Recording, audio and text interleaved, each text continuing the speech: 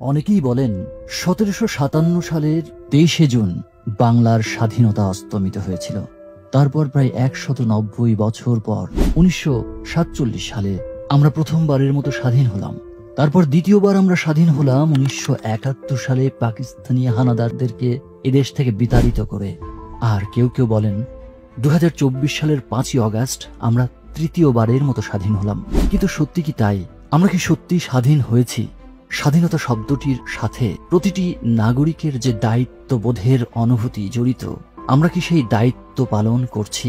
মানুষ হিসেবে, জাতি হিসেবে যে শক্তি আমাদের থাকার কথা, যে ন্যায়সঙ্গত সামাজিক পরিবেশ সৃষ্টি করার জন্য আমাদের নিবেদিত থাকার কথা, আমরা কি সেভাবে নিজেদেরকে নিয়োজিত করছি?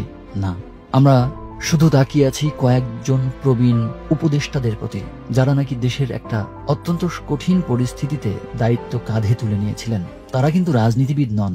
একদল বিশৃঙ্খল জনগণকে নিয়ন্ত্রণ করার জন্য যে মানসিক শক্তি, যে জ্ঞান, যে প্রশিক্ষণ, যে অভিজ্ঞতা প্রয়োজন, সেই অভিজ্ঞতা কিন্তু এই মানুষদের নেই।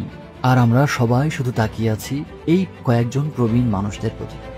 ওনারা দেশ চালাচ্ছেন, ওনারা কেন নিয়ন্ত্রণ করতে পারছেন না? কেন এই দেশের মানুষের যে এক্সপেকটেশন, তারা এই উপদেষ্টাগণ সরকার চালাচ্ছেন কিন্তু নিয়ন্ত্রণ করতে পারছেন না? এটা কি সম্ভব? ৮, ১০, ১২ জন, ৫০ জন মানুষ কি এই দেশকে চালাতে পারবে? এদেশের প্রতিটা নাগরিকের দায়িত্ব, প্রতিটা মানুষের দায়িত্ব, প্রতিটি সরকারি বেসরকারি প্রতিষ্ঠানের সকলের দায়িত্ব যে তারা এই দেশকে সঠিকভাবে চলতে সাহায্য করবে। আর যারা নির্বাচন করার জন্য অপেক্ষা করছেন, যারা নেতৃত্বে যেতে চাইছেন, তারা অপেক্ষা করছেন যে তারা কবে নেতৃত্বে যাবেন আর সেদিন তারা কাজ করবেন। কেন বাংলাদেশের সড়ক ব্যবস্থাপনায় যে ভয়ঙ্কর পরিস্থিতি চলছে, প্রচন্ড যানজট, রাস্তার নিয়ম মানা হচ্ছে না, যে সরকারি ট্রাফিক পুলিশগণ আছেন তারা হিমশিম খাচ্ছেন, কোনোভাবে ম্যানেজ করতে পারছেন না। আমরা দেখেছি মানুষ ট্রাফিক রুলস ফলো করছে না, ট্রাফিক বাতিকে মানছে না। ট্রাফিক পুলিশ মানুষকে থামানোর জন্য রাস্তার সামনে এসে দুহাত তুলে দাঁড়িয়ে যাচ্ছেন, তারপর মাঝে মাঝে তারা দড়ি টানিয়ে দিচ্ছেন। এমনভাবে তারা রাস্তার সামনে দাঁড়াচ্ছেন যে আপনি যদি ট্রাফিক আইন ভায়োলেট করে সামনে যেতে চান তাহলে আমাকে চাপা দিয়ে যেতে হবে। এইরকম পরিস্থিতিতে ট্রাফিক পুলিশ ডিউটি করছেন ঢাকা শহরে।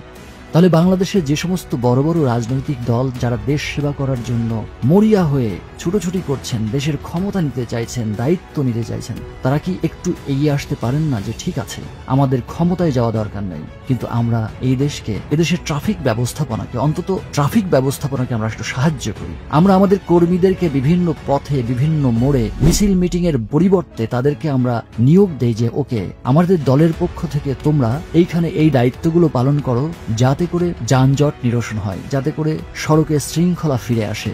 এইটুকু কাজ করার জন্য কি আপনাকে অবশ্যই ওই সংসদেই যেতে হবে?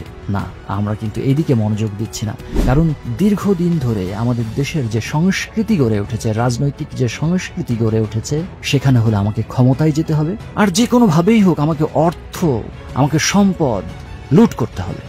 এই লুট করার মানসিকতা থেকে বের না হয়ে যদি আমরা শুধু জনসেবার মানসিকতা করতাম, তাহলে আমরা এই কয়েকজন প্রবীণ উপদেষ্টার প্রতি বারংবার দোষারোপ না করে আমরা নিজেরাই কিন্তু এই কাজগুলো করতে পারতাম।